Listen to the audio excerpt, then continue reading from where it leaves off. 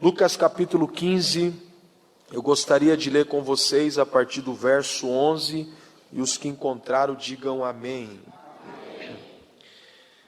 Está escrito assim: e continuou, certo homem tinha 2 filhos.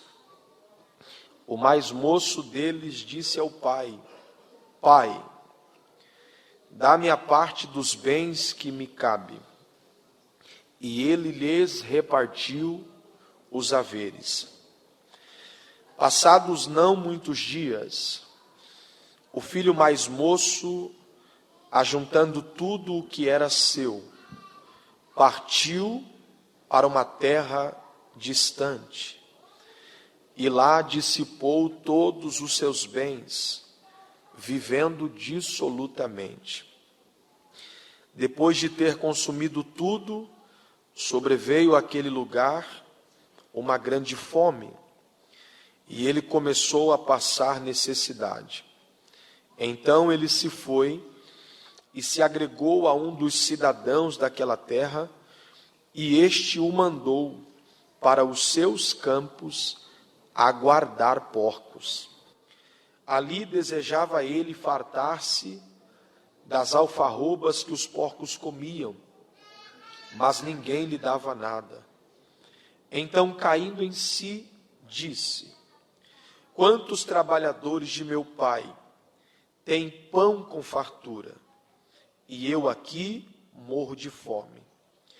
Levantar-me-ei e irei ter com meu pai, e lhe direi: Pai, pequei contra o céu e diante de ti, já não sou digno de ser chamado teu filho. Trata-me como um dos teus trabalhadores. E levantando-se foi para seu pai. Vinha ele ainda longe, quando seu pai o avistou, e compadecido dele, correndo, o abraçou e beijou. E o filho lhe disse: Pai, pequei contra o céu e diante de ti, já não sou digno de ser chamado teu filho. O pai, porém, disse aos seus servos: trazei depressa a melhor roupa, vestiu, ponde-lhe um anel no dedo e sandália nos pés. Trazei também e matai o novilho cevado. Comamos e regozijamo-nos, porque este meu filho estava morto e reviveu. Estava perdido e foi achado. E começaram a regozijar-se. E você diz amém. Amém. Os que podem sentar, por favor.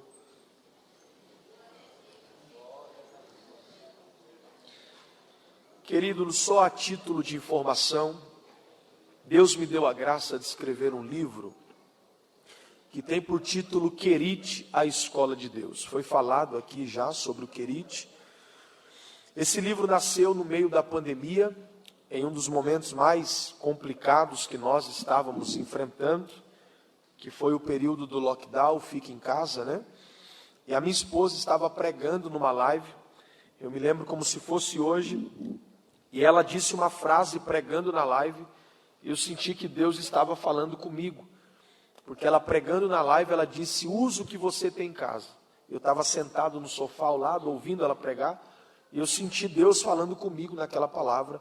Então eu peguei o que estava em casa no momento, que foi papel e caneta, comecei a escrever, e nasceu esse livro, Querite, a Escola de Deus. É um livro que vai abençoar muito a sua vida.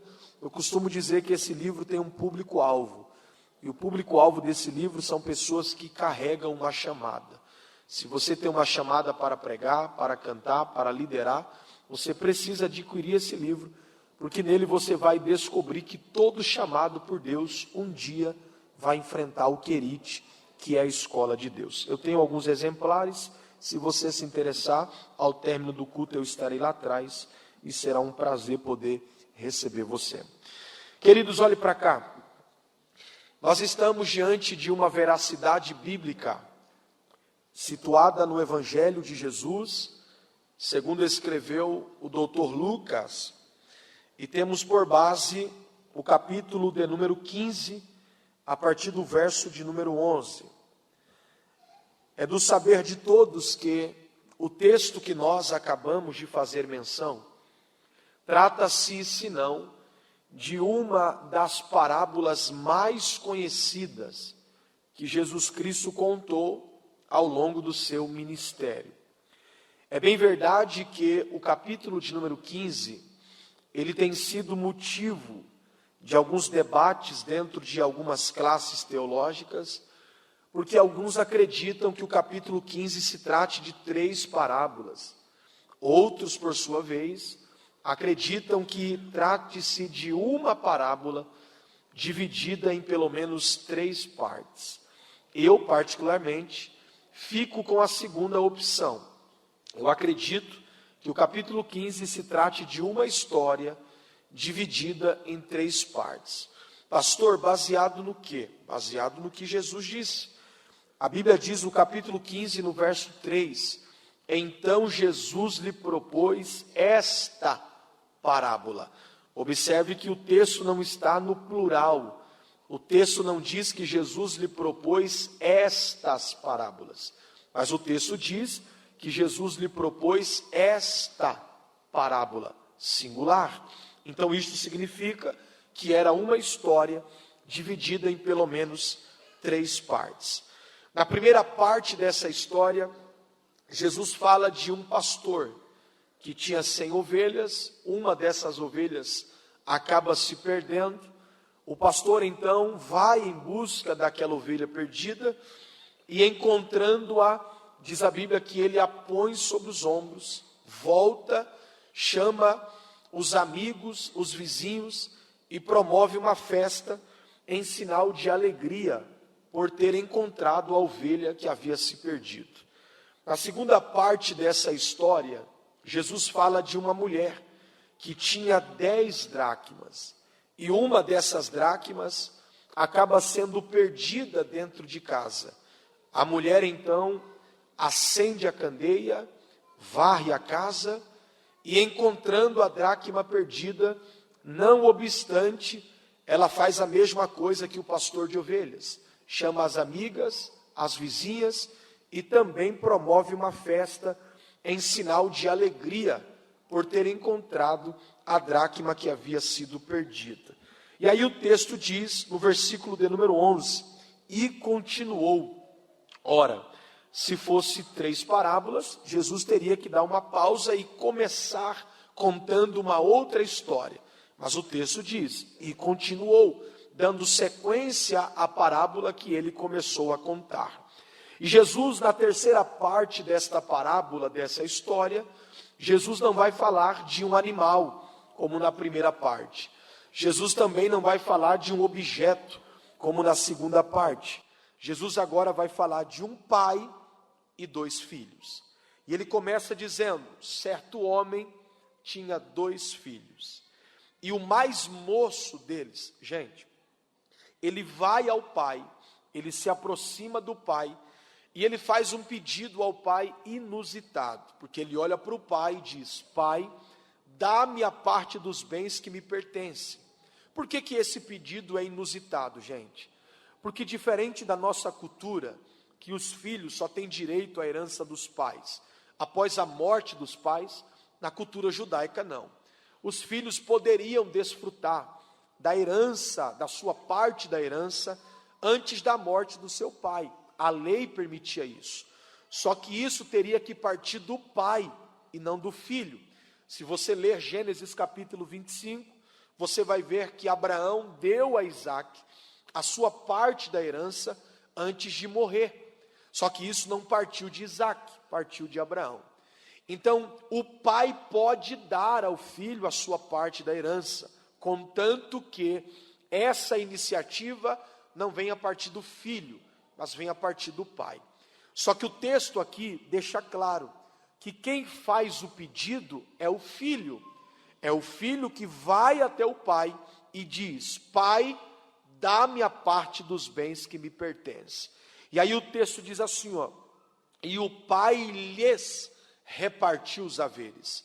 Eu gosto dessa expressão, lhes repartiu. Por quê? porque isso deixa claro para nós que, embora o filho mais novo foi quem pediu a sua parte da herança, o pai também deu a parte do irmão mais velho, está escrito, e o pai lhes repartiu. Ele dá a parte do irmão que pede, mas também reserva a parte do irmão que não pediu nada, mas está reservado a sua parte.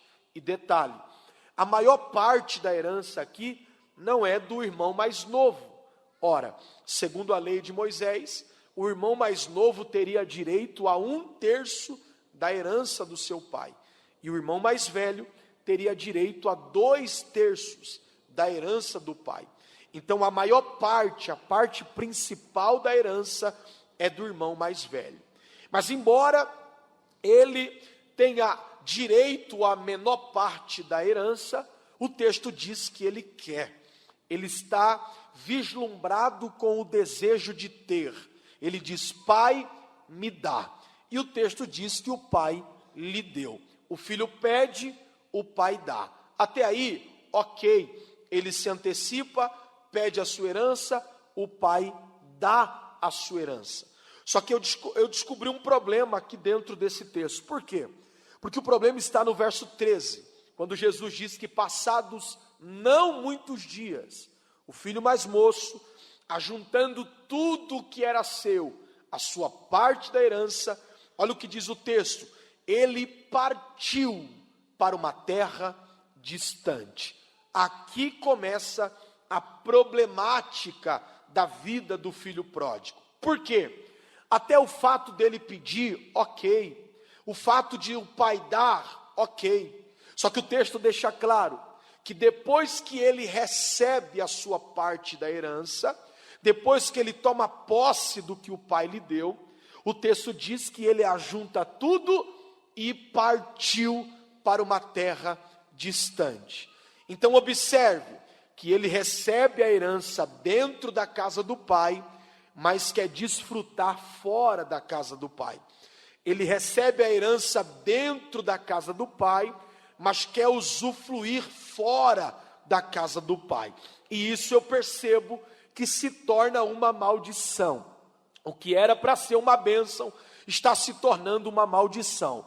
Por quê, pastor? Ora, porque tudo aquilo que eu recebo, tudo aquilo que eu conquisto, tudo aquilo que eu ganho, e ao invés de me aproximar do Pai, me distancia, não é bênção, é maldição.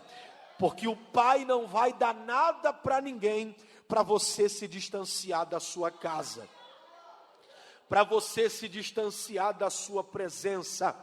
Tudo que o Pai te dá é para ser desfrutado dentro da sua casa. Tudo que o Pai lhe confiar é para ser usufruído dentro da sua casa. Amizade que te distancia da casa do Pai, corta que é melhor. Relacionamento que te distancia da casa do Pai, corta que é melhor. Rede social que te distancia da casa do Pai, corta que é melhor. Deus está dizendo para mim: é melhor você na prova crente do que abençoado perdido lá fora. Se isso não vai te constranger, com muito carinho e respeito, segure a mão de alguém que está do seu lado e diga para ela, diga para ele: tudo que o Pai te dá é para ser desfrutado dentro da casa dele. Fala para ele aí. Tem horas, irmãos, que não é que Deus não quer dar, é que Deus conhece teu coração, e Deus sabe que se te der naquela hora, você se perde, você se distancia. Então Ele prefere que a porta esteja fechada, mas você na semana da juventude dando glória, orando, jejuando, pagando preço. Para Deus é melhor você na prova crente do que abençoado desviado. O filho ajunta tudo o que é seu e partiu para uma terra distante. Ele pega o que o pai lhe dá dentro e quer desfrutar lá fora. O dom que o pai te deu aqui é para ser usado aqui. Oh, glória ao nome de Jesus. Não faça como alguns que começaram aqui, e aí Deus deu nome, deu talento, deu graça, aí agora diz, não faço parte do sistema, aí vai cantar música mundana lá fora. Deus me trouxe aqui para dizer, a fatura vai chegar, porque tudo que eu te dei é para ser desfrutado do lado de dentro. Ele recebe dentro, mas quer usufruir fora. E aí o texto diz que ele partiu para uma terra distante. E lá, ele dissipou todos os seus bens, vivendo dissolutamente. A palavra dissolutamente no grego é azotia. E a palavra azotia significa viver sem prestar conta. Gastar sem saber quanto ainda lhe resta. Ele vive uma vida regalada, desfrutando os seus bens, a sua riqueza, da forma que ele bem entendia. Só que tem um detalhe. Qual, pastor? Olha o que Jesus diz. No verso 14, Jesus deixa claro. Depois de ter consumido tudo. Sabe o que o texto está querendo dizer para nós? Dentro das entrelinhas, que a herança acabou. E por que acabou? Aí Deus falou no meu coração. Porque tudo fora da casa do Pai tem prazo de validade. Não era para acabar, mas acabou. Por quê? Porque ele está fora da casa do Pai. E herança fora da casa do Pai tem prazo de validade. Quando o dinheiro acaba, quando a herança acaba, o texto diz que ao mesmo tempo, isso aqui é lindo, irmãos. Enquanto ele tem dinheiro para desfrutar, ele não percebe a crise que está se aproximando. Mas quando acaba o dinheiro, acaba a herança, o texto diz que sobreveio àquele país uma grande fome. E este jovem que tinha tudo na casa do pai, começou a passar necessidade. O moço que não tinha falta de nada, agora está longe da casa do pai, longe da presença do pai, passando por necessidade. E o pior é que o texto diz que ele se achega a um dos moradores daquele lugar, e este o mandou para os seus campos a guardar porcos. E ali ele desejava comer as alfarrobas que os porcos comiam. Não é lavagem, tá, gente? Já vi um pregador dizendo que ele queria comer lavagem. Não, alfarroba era uma planta parecida com a vagem nossa. Ela era cozida, servida aos animais e aos escravos. Então o que ele deseja comer é comida que os escravos comiam, e a sobra se jogava para os animais. O texto diz que ali, sem dinheiro, sem amigos, sem moral, sem dignidade, ele deseja comer a comida que os porcos comiam. Ele deseja comer as alfarrobas que os porcos e os escravos se alimentavam. Só que eu gosto disso, por quê? Porque olhando a sua realidade, enquanto ele tem dinheiro, gente, ele está perdido, vislumbrado. Só que agora sem dinheiro, sem amigos, sem moral, sem dignidade, Jesus diz no verso 17, então caindo em si. Dá uma olhadinha para alguém que está do seu lado e diga para ele assim, ó, que queda boa. Essa é a melhor queda que um homem e uma mulher pode ter. É quando ele cai em si.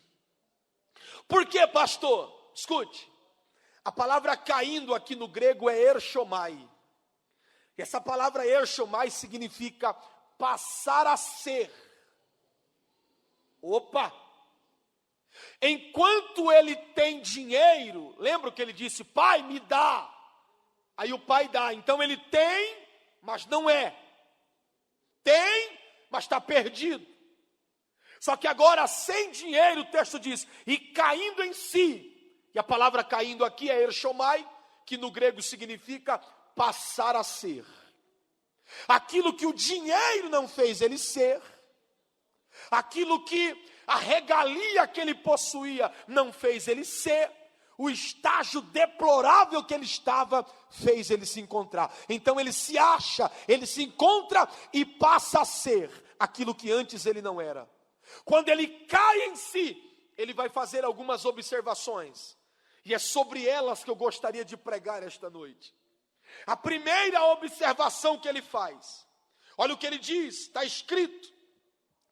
Ele olha para a sua realidade, ele olha para o estágio que ele está vivendo, e o texto diz assim, ó, verso 17, ele diz: quantos trabalhadores de meu pai têm pão com fartura, e eu aqui morro de fome. Em outras palavras, sabe o que ele está dizendo, gente? Na casa do meu pai, até os empregados dele vivem melhor do que eu.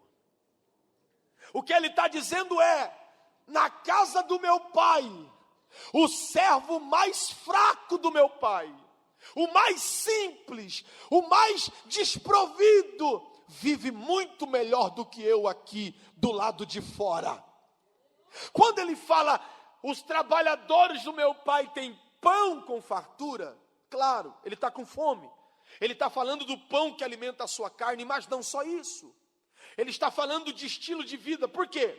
Porque pão na Bíblia representa a vida. Lembra que Jesus disse em João 6,35? Eu sou o pão da vida, porque pão na Bíblia representa a vida.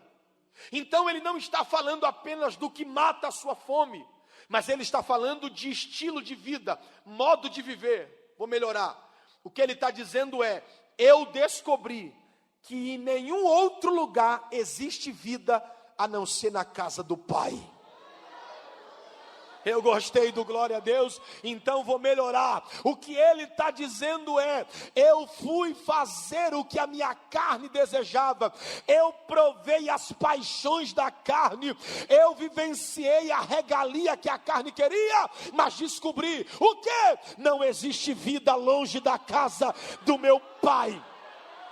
Eu sei que numa hora dessa, gente, 8:30 da noite, tem alguém se preparando para ir para uma balada. Por quê? Porque lá fora, alguém está dizendo, para mim ter vida, eu preciso ir para uma festa. Para mim ter vida, eu preciso beber uma cerveja. Para mim ter vida, eu preciso ir para a noitada, ficar namorando mulheres a noite toda. Alguns estão numa biqueira, aleluia, achando que para ter vida, precisa de maconha, de cocaína, de pedra. Não, Deus me trouxe aqui para dizer para alguém, vida não tem quem está no bar, vida não tem quem está na biqueira, vida não tem quem está na balada, vida tem quem está na casa do Pai, adorando o Pai, exaltando ao Pai. Oh glória! Segura a mão de alguém aí que está do seu lado, vai, segura a mão dele com carinho, respeito, dá um saculejo nele, isso, é semana de jovem, saculeja ela e diga, você tem vida, porque você está na casa do Pai, e aqui existe vida, e vida em abundância, só quem tem vida, levante a mão, para adorar. Oh glória ao nome de Jesus. Oh glória ao nome. Você não precisa fazer o que o mundo faz para ter vida. O mundo é que tem que nos imitar para ter vida e vida com abundância. Oh, aleluia.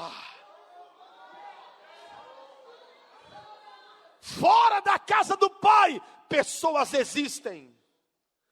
Dentro da casa do Pai, pessoas vivem. Diga para alguém, não confunda a existência com viver.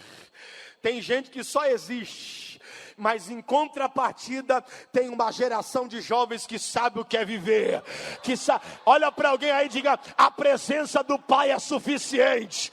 Diga, a presença do Pai é suficiente para nos preencher. Não existe vida em nenhum outro lugar, a não ser na casa do Pai. É isso que ele descobriu.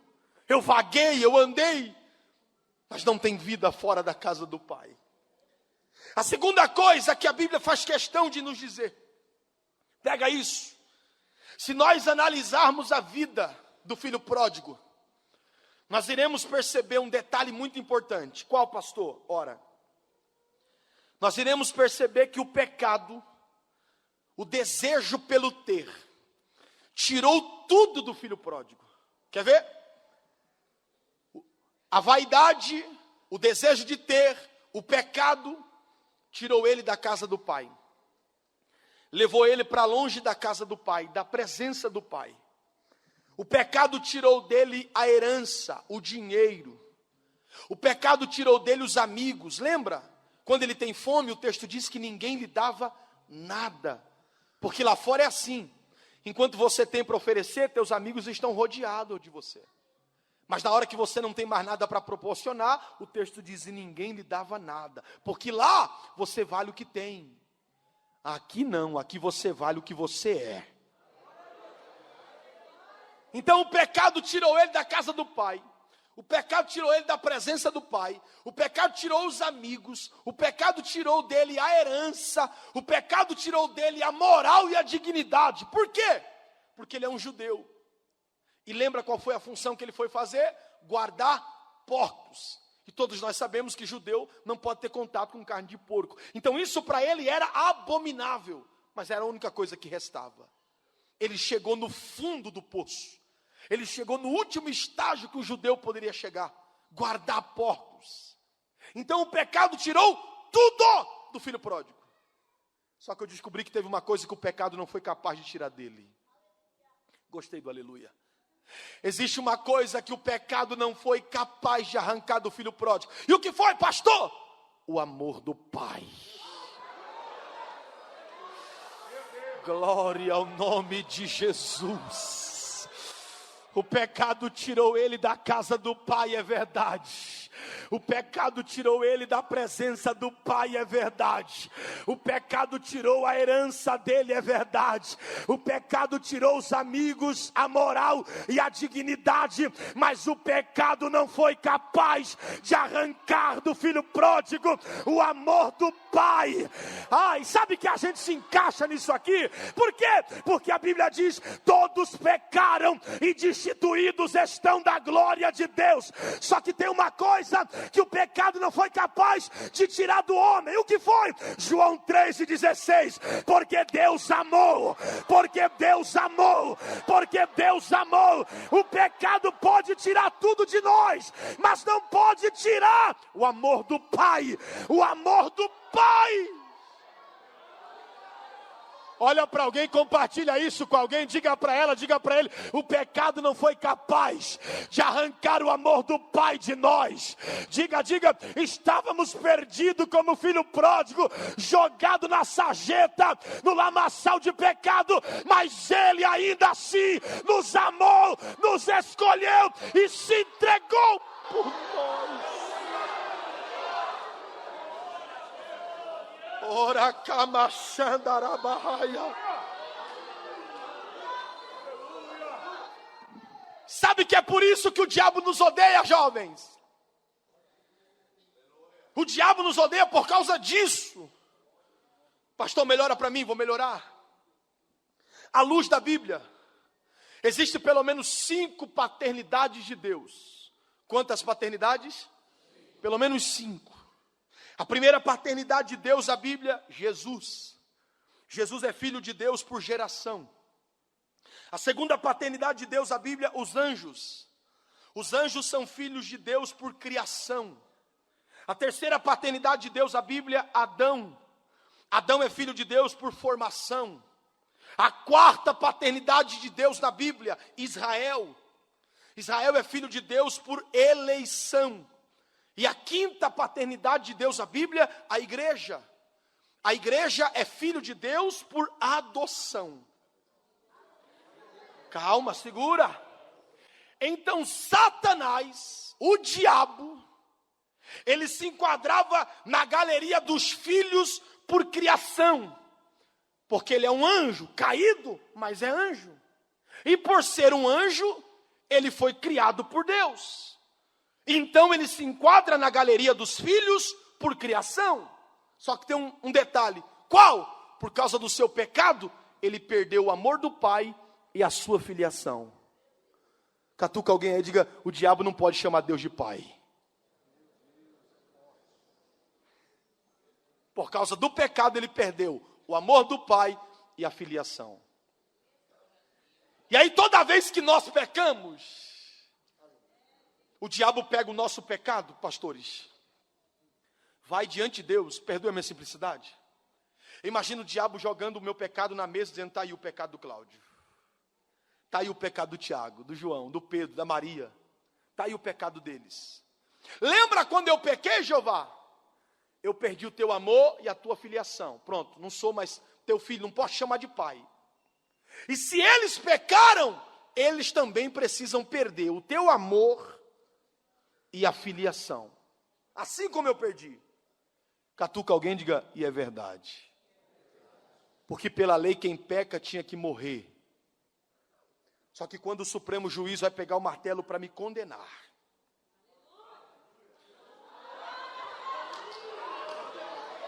Primeira João 2, filhinhos, estas coisas vos escrevo para que não pequeis. Mas se pecar, lembra, tem um advogado diante do Pai.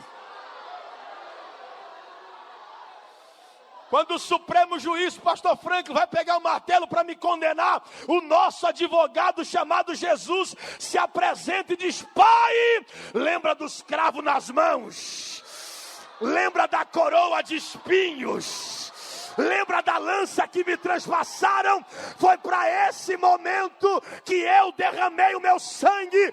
Então Espírito Santo, vai lá em São Bernardo hoje, na semana Mubadesp, e avisa para minha juventude, maior que o pecado dela, é o sangue do Cordeiro, que já lavou, já remiu.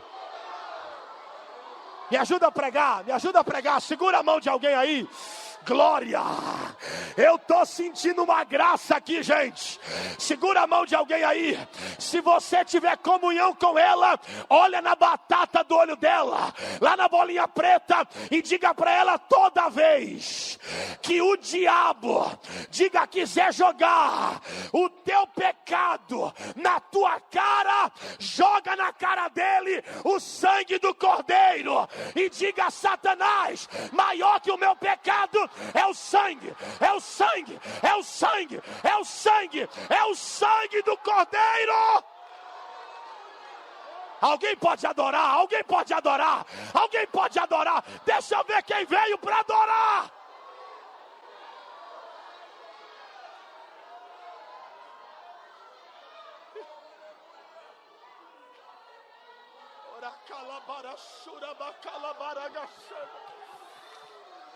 Isso, pode adorar mesmo. Por quê, pastor? Porque nenhuma condenação mais há para quem está em Cristo, que não anda mais segundo a carne, mas segundo o Espírito.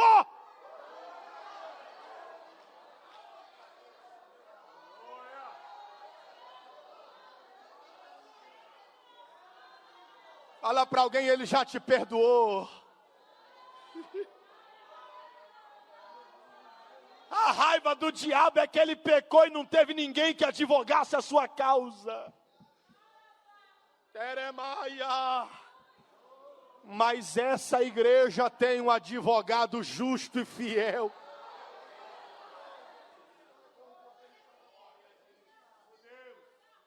A terceira observação que a Bíblia faz acerca da vida do filho pródigo é que por 3 vezes, quantas vezes?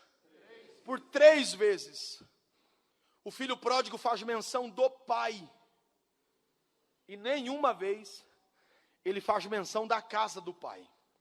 Vou repetir, por 3 vezes, o filho pródigo faz menção do pai, e nenhuma vez ele faz menção da casa do pai. Quer ver?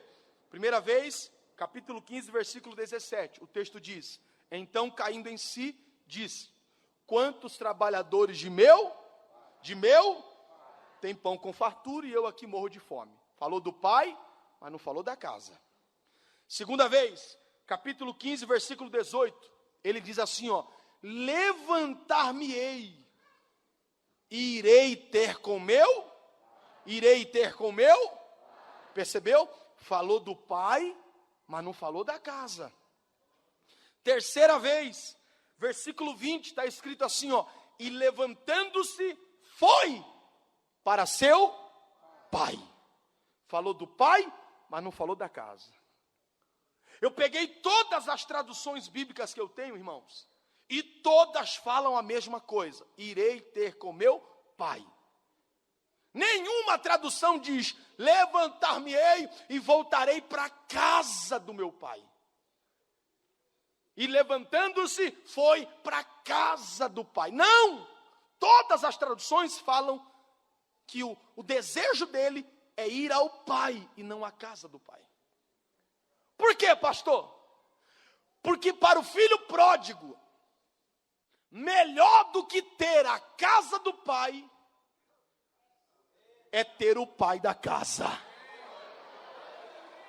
Melhor do que estar na casa do pai é estar com o pai da casa.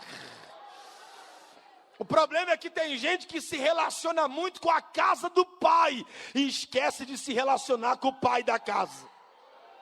O problema é que tem gente que se envolve muito com a casa do pai e esquece de se envolver com o pai da casa. Sabe o que Deus está dizendo? Cante na casa, pregue na casa, reja na casa, toque na casa, mas não esqueça de se relacionar com o pai da casa, com o Deus da casa. Pergunta para alguém aí: veio pela casa ou veio pelo pai? Quem vem pela casa só vem para cantar. Quem vem pela casa só vem para pregar. Quem vem pela casa só vem para ter oportunidade. Se não cantar, não pregar, não ter oportunidade, sai triste do culto, sai bicudo. Mas eu estou pregando para quem veio aqui, não para pregar, não para cantar, não para reger, não para tocar, mas para adorar o Pai. Deixa eu ver quem veio, deixa eu ver quem veio, por causa do Pai da casa.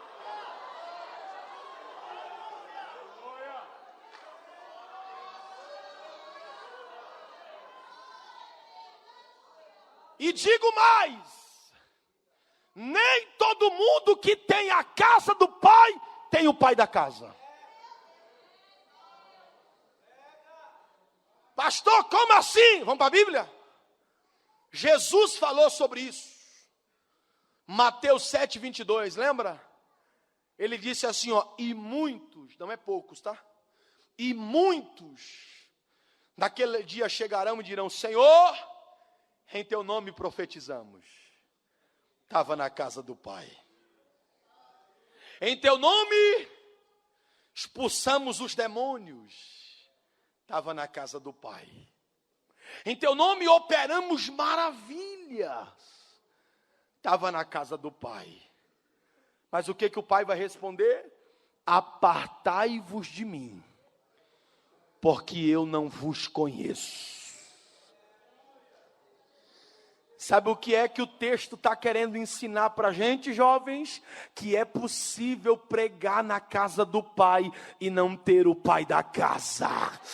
É possível cantar na casa do pai e não ter o pai da casa. É possível liderar na casa do pai e não ter o pai da casa. Então não se iluda, nem todo mundo que tem a casa tem o pai.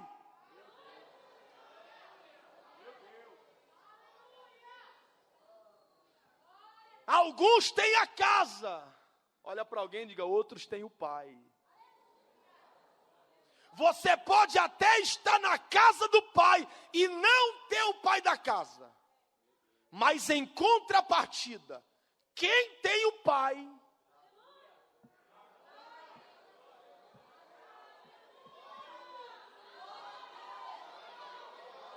Pastor Franklin, é possível estar na casa do pai e não ter o pai da casa. Mas é impossível ter o pai da casa e não estar na casa do pai. Olha para alguém aí e diga: você pode até estar e não ter o pai, mas se tem o pai, tem prazer de estar na casa. É por isso que o salmista disse: alegrei-me quando me disseram, vamos à casa do pai.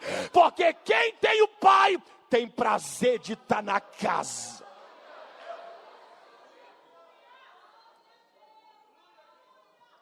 melhor do que ter a casa do pai é ter o pai da casa. Agora olhe para cá.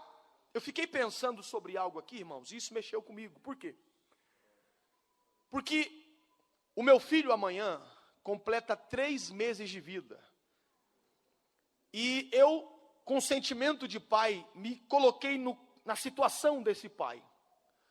Imagine você que é pai, você que é mãe, escute isso, você vai entender o meu raciocínio. O filho chega para o pai e diz assim: pai, me dá minha parte da herança que eu quero ir embora de casa. Eu iria olhar para o meu filho e dizer assim: você não vai não. Você está de menor ainda, não se manda, quem manda em você sou eu, senta aqui. Tu não vai sair não.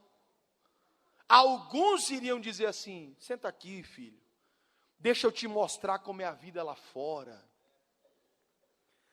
A maioria dos pais, se não todos, iriam insistir para o filho ficar, sim ou não? Iriam insistir para o filho permanecer, não vai, fica. Alguns iriam obrigar o filho a ficar, forçar o filho a ficar. Só que o que me dói aqui, jovens, é que o pai do filho pródigo, quando vê o filho querendo ir embora, não força, não obriga e não insiste a ele ficar. Eu disse: por quê?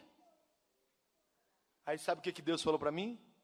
Porque o pai não quer ninguém forçado, obrigado na sua casa. Se for para permanecer, que seja por amor e não por obrigação. Se for para ficar, que seja por gratidão e não por força. Olha para alguém que está do seu lado e diga: Deus não te quer forçado aqui. Deus não te quer obrigado aqui. Diga para ela: você não é um robô. Diga: você tem sentimento e Deus te quer, mas te quer por amor. Se for para pregar, prega com amor. Se for para cantar, canta com amor. Se for para reger, rege com amor. Se for para fazer, faça, mas faça com amor e não por obrigação.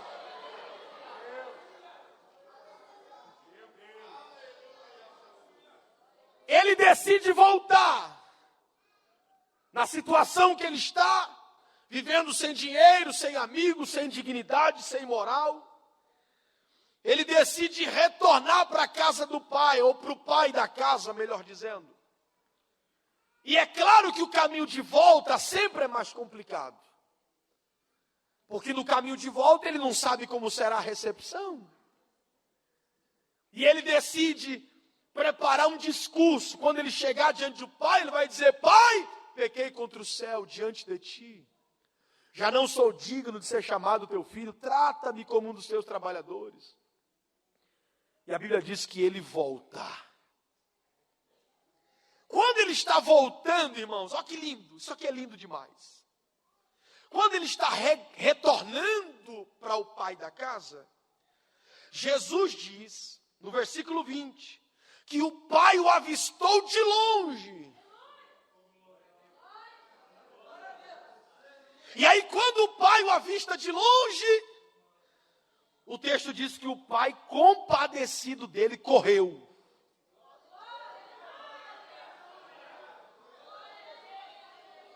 Dá uma catucada em alguém e diga: o pai correu ao encontro dele. Pastor, isso é relevante? Muito, e eu te explico por quê. Isso aqui na cultura judaica era vergonhoso. Por quê? Porque ancião não podia correr. Na cultura judaica a lei não permitia ancião correr, isso era vergonhoso. A lei dizia: não pode ancião correr. Só que quando esse pai vê o seu filho voltar, a lei está gritando no ouvido: você não pode. Mas a graça gritou no outro ouvido: vai lá. A lei grita no lado: você vai passar vergonha. A graça grita do outro: é teu filho e você o ama, vai. Só que tem um outro significado aqui, pela qual o pai corre. Eu disse para você que ancião na cultura judaica não podia correr, isso era vergonhoso. Mas por que o pai corre, pastor? Porque lá em Deuteronômio, capítulo 21, versículo 18 ao 21, havia uma lei de Moisés, pega isso, jovens. E essa lei de Moisés dizia o seguinte: todo filho que desonrar o pai ou a sua família deverá ser apedrejado pelos anciãos da vizinhança. Está escrito lá. Deuteronômio 21, 18 ao 21. Todo filho que desonrar o pai, trazer vergonha para o pai ou para a sua casa, ele deveria ser apedrejado pela vizinhança. Quando esse filho decide voltar, eu imagino a vizinhança dizendo: ah, você voltou? Alguém já vai pegando uma pedra, o outro já vai pegando outra pedra, porque a lei dava permissão para ele ser apedrejado. Só que o texto diz que quando o pai o viu, o pai correu.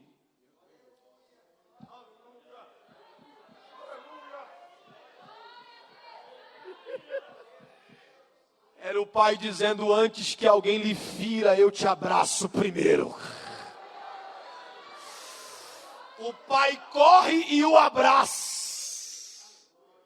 Esse abraço do pai é o pai dizendo para ele: quem ferir você, vai ter que me ferir também. Quem atacar pedra em você, vai ter que atacar pedra em mim também. Porque na casa do Pai, você tem segurança, proteção e livra. Ai, Jesus da glória. Ah, se o Pai não tivesse corrido naquela cruz e aberto os braços a nosso favor, o diabo já estava com a pedra na mão. Satanás, o inferno, dizendo: mais um que a gente vai levar. Mas antes que alguém nos ferisse, ele se aproximou de nós, nos abraçou e disse: o castigo que te traz a paz está sobre mim. Acabou. Ora calabarachandarabahaia.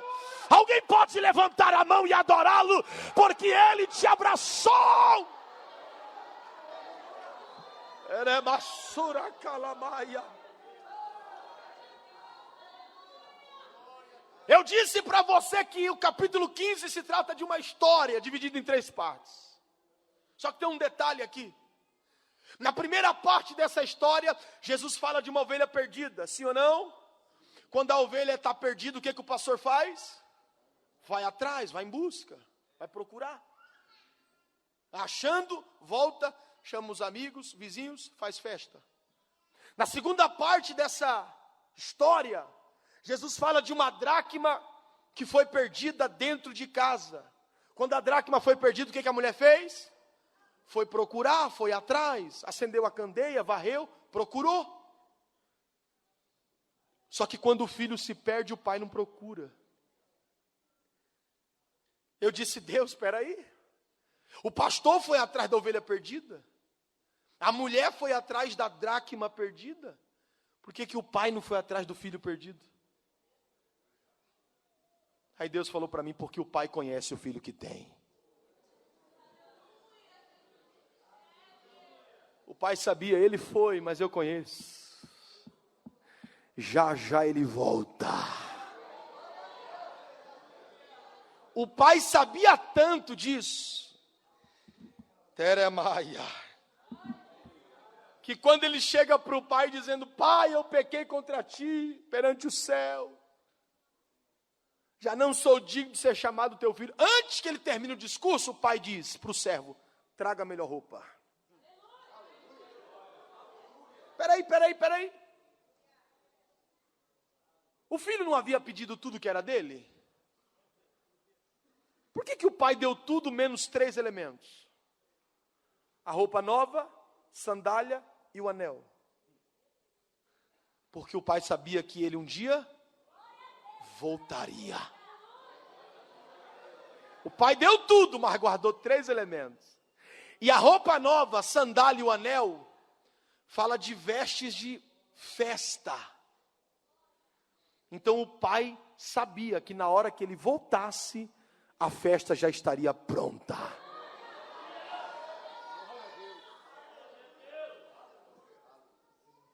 O pai manda matar o novilho cevado, entram e começam a fazer uma grande festa. Jesus agora coloca o irmão mais velho na história. Ele volta do campo, ouvindo o barulho da música. Isso aqui é lindo. O que ele teria que dizer? Opa, se tem música, tem algum evento especial acontecendo. Vou correr lá e vou ver o que é. Só que ele não entra. Ele fica do lado de fora. Aí o texto diz que um dos servos disse para ele: está sabendo não? Teu irmão estava morto, reviveu, perdido, foi achado. Teu pai mandou matar o novilho cevado, está dando uma festa, em sinal de alegria. O que ele teria que fazer? Meu irmão voltou? Vou lá abraçá-lo. Mas o texto diz que ele permanece do lado de fora, a ponto do pai ter que sair.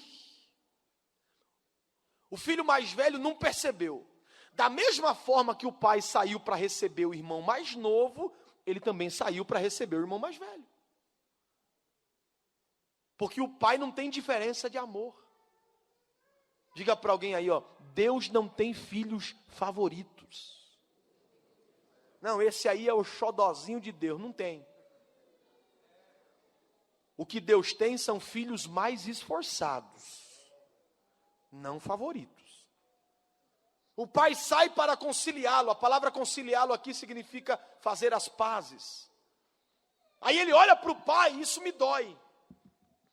Porque ele olha para o pai e diz assim, ó: há tanto tempo te sirvo, e o senhor nunca me deu um cabrito para me festejar com os meus amigos. 2 erros eu percebo nele. Primeiro, quando ele diz há tanto tempo te sirvo, a palavra sirvo aqui no grego é douléu. E a palavra douléu significa mente de escravo. Então ele não serve ao pai com sentimento de filho, ele serve ao pai com sentimento de escravo. Segundo erro, olha o que ele diz: há tanto tempo te sirvo e o senhor nunca me deu. Então ele serve ao pai esperando alguma coisa em troca. Isso se chama barganha. Deus não é barganhista. Não, vou orar hoje aqui porque Deus vai trabalhar ali amanhã. Deus não quer fazer moeda de troca com você.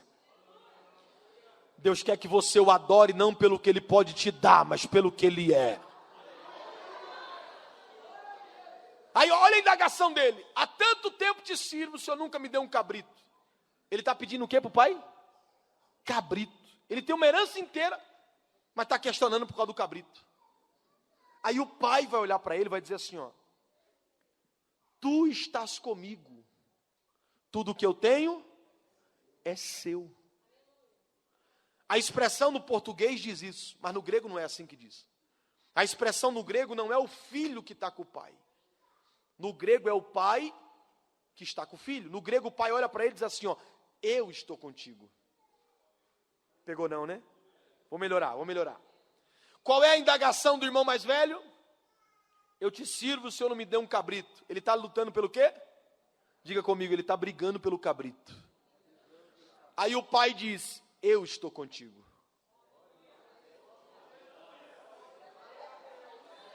Qual é a indagação dele? O senhor não me dá um cabrito. Aí o pai diz: eu estou contigo. Vou melhorar. Era o pai dizendo: será que a minha presença para você não vale mais que o cabrito? Olha para alguém e diga: pare de brigar pelo cabrito. Você carrega a presença do pai. Quem tem presença do pai não briga por cabrito. Quem tem presença do pai não briga por oportunidade. Quem tem presença do pai não briga por microfone. Quem tem presença do pai não briga por cadeira. Deixa quem quiser se matar pelo cabrito. Você carrega a presença do pai, a graça do pai, a glória. Se coloque de pé.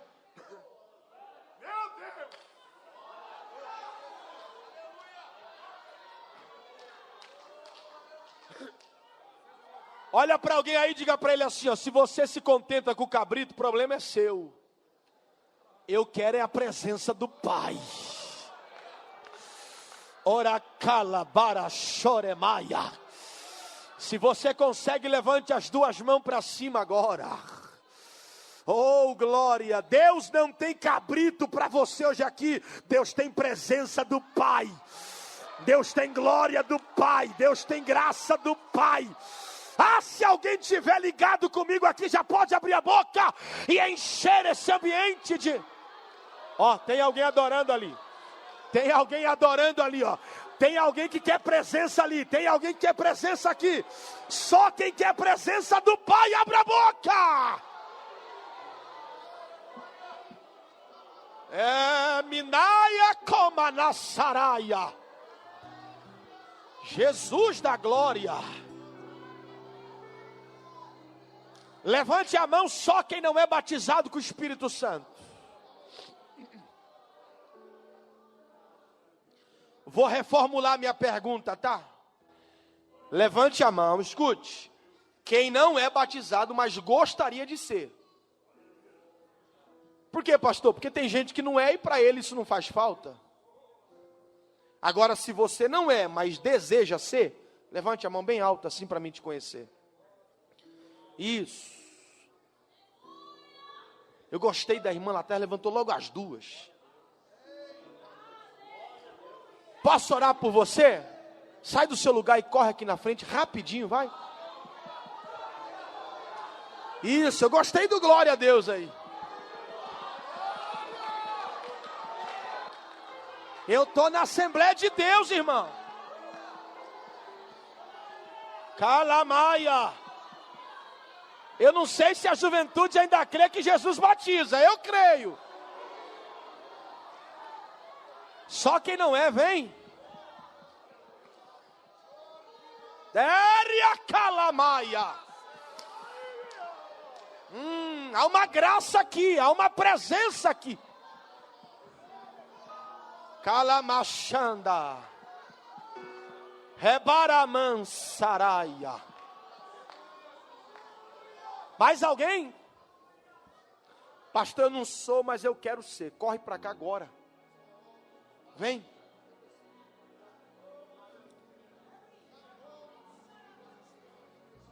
Agora deixa eu fazer uma nova pergunta. Quantos aqui são batizados com o Espírito Santo? Eu vou reformular minha pergunta também.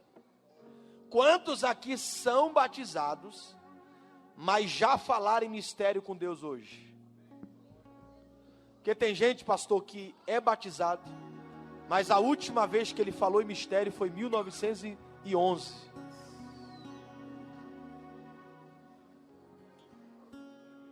Vocês que não são batizados, olhe para mim, olhe para mim. Segura a mão assim em cima. Isso. Você jovem, rapaz, que é batizado, sai do seu lugar e vem orar por um desses jovens que não é. E você, moça, sai do seu lugar e acompanha uma moça dessa aqui, que é batizada, tá? Vem. Quando chegar alguém aí te acompanhar, você baixa a mão, tá? Ligeirinho, eu tenho 5 minutos só. Ó, tem 2 moças aqui na frente. Cadê 2 irmãs para vir aqui orar com ela? Isso. Tem jovens aqui, ó, sozinho. Cadê os varão aí batizados com o Espírito Santo? Ó, chegou uma, falta outra aqui. Isso. Calma, não ora ainda não. Segura aí um pouquinho.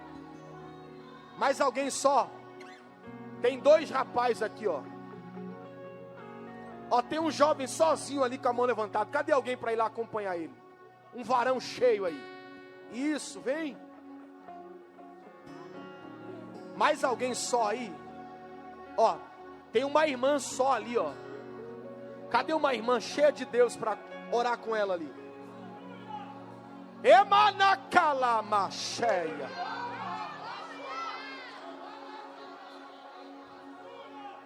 Chegou alguém aí? Ainda não? Tem uma aqui no meio, aqui, ó. Tem uma irmã ali no meio. Levanta a mão aí, irmã. Ajuda aí. Cadê uma irmã? Isso. Mais alguém só? Se tiver mais alguém. Ó, tem uma jovem com a mão levantada ali. Cadê uma irmã cheia ali?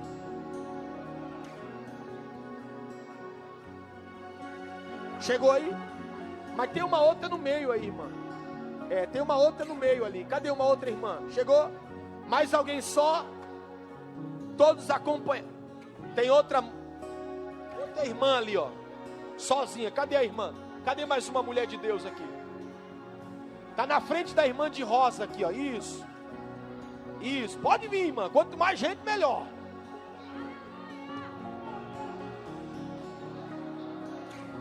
Quanto mais graveta é aí que o fogo pega. Todos acompanhados aí? Mais alguém só? Tem um jovem sozinho ali, ó. Cadê os varão cheio de Deus aí? Vem, meu filho. Mais alguém? Tem outro aqui, ó.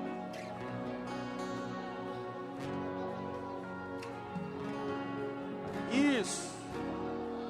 Todo mundo pareado aí? Mais alguém só? Calma, calma.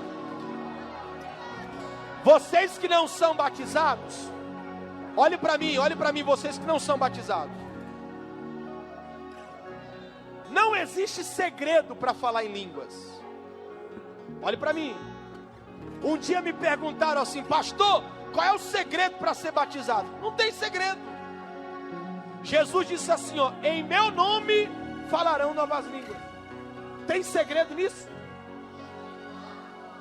Para ser batizado não precisa de segredo, precisa de fé. Se tem fé, você é o candidato perfeito. Pastor, e o que eu tenho que fazer para falar em línguas? Escute isso, aqui é muito sério. O Espírito Santo habita onde, gente? Dentro da gente, sim ou não? E é o Espírito Santo que nos faz falar em línguas, sim ou não? Jesus batiza com o Espírito Santo. Se o Espírito Santo que batiza nos faz falar em línguas, ele habita dentro de mim, da onde vai sair as línguas estranhas? De dentro de mim. Por que o senhor fala isso, pastor? Porque tem jovem que não fala em línguas, porque ele fica esperando ver uma língua do além. Pastor, não estou vendo nada, e não vai ver mesmo, porque já está dentro de você. Você agora precisa de fé para deixar fluir na tua boca. A igreja crê que Jesus ainda batiza? Estenda as duas mãos para cá. Quando você começar a orar aí, Jesus vai selar essa pessoa. Se possível, fica cara a cara com ela aí, frente a frente. Nós vamos orar. Você vai mandar glória daí, e a gente vai interceder daqui, e o Espírito de Deus vai fazer o resto. Elevar a choramaia. Eu só vou orar depois que eu vi a igreja orar, porque papai acabou de me dizer: Cláudio, a minha glória está pairando nesse ambiente. Ora calamaia. Você que é batizado com o Espírito Santo, abre a boca e fala em novas línguas agora. Jesus, esta é a tua igreja, esta é a tua palavra. Aqui está o teu povo que deseja ser batizado com o teu Espírito. Então agora, em nome de Jesus nós oramos. Começa a batizar agora. Abre a boca, abre a boca, abre a boca, abre a boca. Tem que adorar, tem que abrir a boca. Jesus, faz a tua eleite omahai, colose de remia coma na saraia, emanacantara coma na ceia. Jesus acabou de me dizer: uma labareda vai começar a passar aqui, e vai tomar quem está ligado agora, vai encher quem está ligado agora. Abre a boca, abre a boca, abre a boca, abre a boca. Recebe aí, recebe aí, recebe aí, recebe aí, recebe aí. Quem é batizado recebe a redor, quem não é, fala em línguas agora.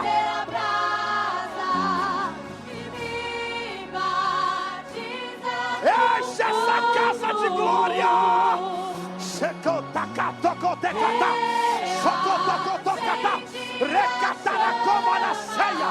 Abre a boca, abre a boca, abre a boca. Fala em mistério agora.